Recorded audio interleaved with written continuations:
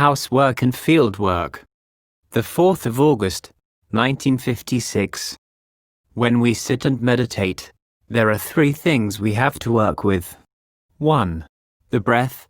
Make it the object of the mind. 2. Mindfulness. Think of the meditation word, boot with the in-breath, and toe with the out. 3. The mind.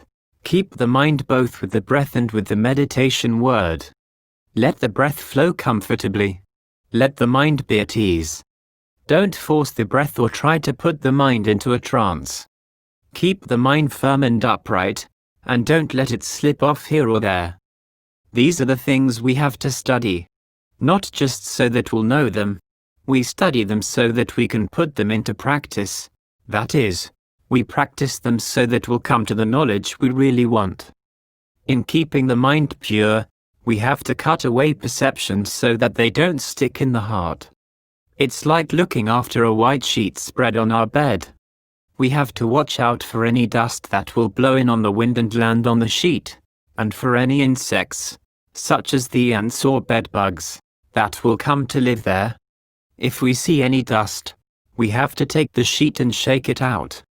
Wherever there are any stains, we have to launder it immediately. Don't let them stay long on the sheet or else they'll be hard to wash out.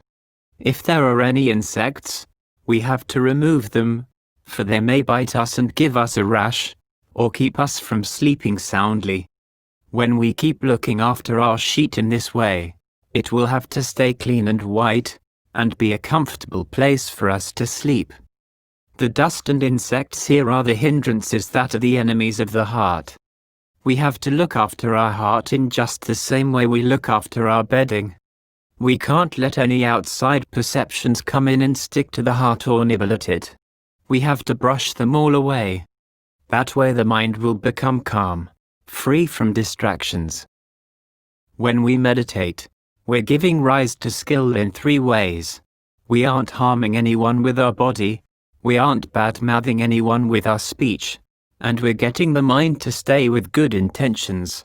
In other words, we're staying with Bhutto with every in and out breath, so we're not thinking of doing anything evil, and we don't think thoughts of anger or hatred about anyone. This way our body, speech, and mind are pure. This is what gives rise to merit and skill, for we're not doing any evil at all. When we think of the breath in this way, it's as if we're painting a picture on a piece of white cloth. Our mind in its ordinary state is like a plain piece of cloth, with no patterns or designs. When we raise the mind to a higher level and think of the factors of meditation, it's like drawing a mental picture on it. For example, the word Bhutto is a mental picture, inasmuch as we can't see it with our eyes, but we can see it through our thinking. If we think of it constantly, it's as if our ink or paint seeps deep into the cloth. If we don't think Bhutto, or think of it in only a superficial way, it's like drawing with a pencil. The picture won't stick and seep into the heart. It might get smeared or entirely erased. Then we add details to our picture. This is what's meant by evaluation, vichara. If we keep at it, our picture will become more and more elaborate. As the picture becomes more and more elaborate, we'll notice whether the in and out breath has become comfortable or not. If it's easy and comfortable, keep it that way. Sometimes you'll notice that the mind is comfortable but the body isn't. Sometimes the body is comfortable but the mind is irritable and distracted. Sometimes the body is reasonably comfortable and at ease, and the mind has settled down and isn't jumping about. So when you see any aspect that isn't comfortable, you should fix it, in the same way that a rice farmer has to keep careful watch over the sluice gates in his field, clearing out any branches or stumps that will cut off the flow of the water.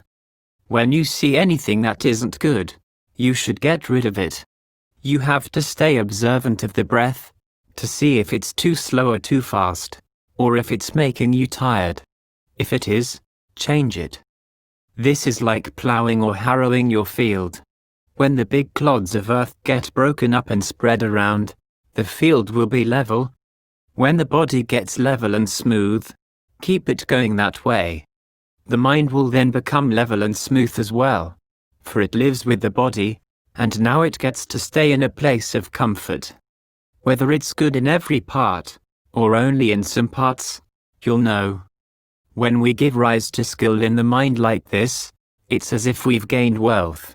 And when we gain wealth, things are bound to come and disturb us, just as a tree with beautiful, fragrant flowers tends to have caterpillars or insects disturbing its flowers.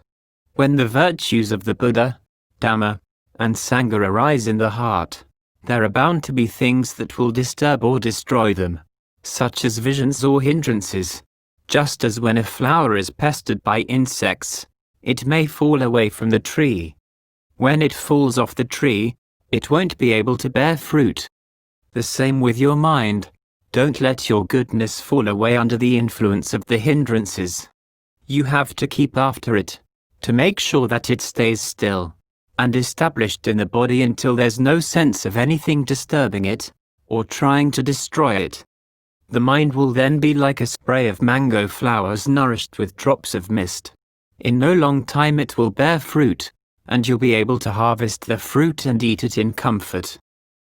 In the Dhammapada, the Buddha says that a person who is forgetful or heedless is like a dead person.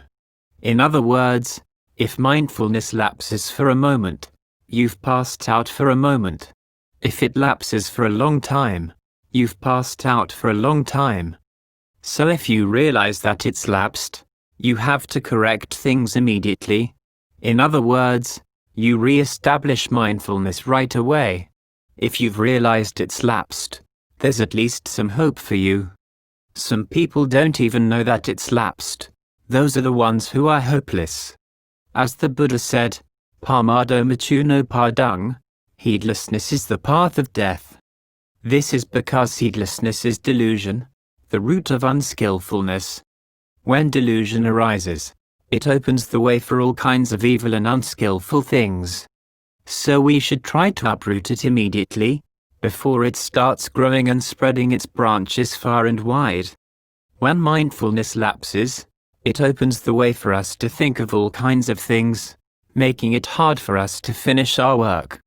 And to say nothing of keeping track of the breath, if mindfulness keeps lapsing, we couldn't even finish writing a single letter. So we have to be especially careful to maintain mindfulness. Don't let yourself forget or lose track of what you're doing.